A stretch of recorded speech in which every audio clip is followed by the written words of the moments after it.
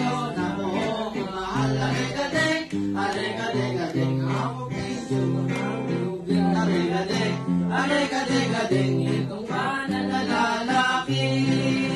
Aray-gading-gading, at ang gawa ng babae. Aray-gading, aray-gading-gading, malahi naman umapi. Nakaanak ka ni Eva, nakari ng Diyos na buong hari.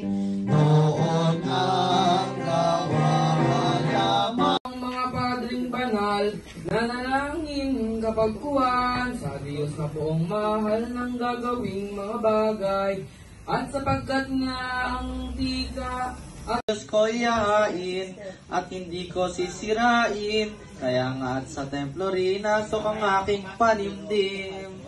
Sa matanto at maging dapat na ipag-asawang kayo sa Diyos amang todo, hari lang sa mula, ngunit doon sa kolehiyo, sa kaniyang ama tinakaanak ka ni Eva, nakaanak ka ni Eva.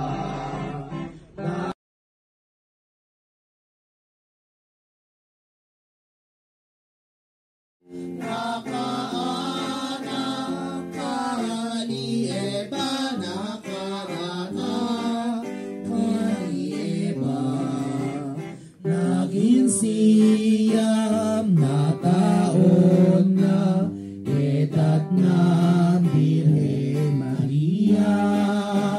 Siyang ang pagkaulila sa kaniyang ama tina, nasa kaniya'y nagdala, ngunit doon sa kolehiyo, itong bireng kasak lolo patuloy, magot-magot sa Diyos amang toto, hari ng sango universo, nang mahusto na't maganap, taong sukat maging dapat na ipag-asawang ayat, siya nga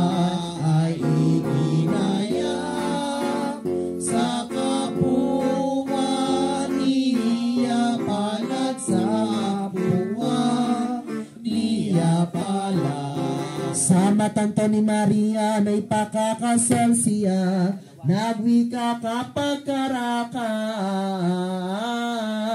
sa padre ng anyaya, ganito ang parirala.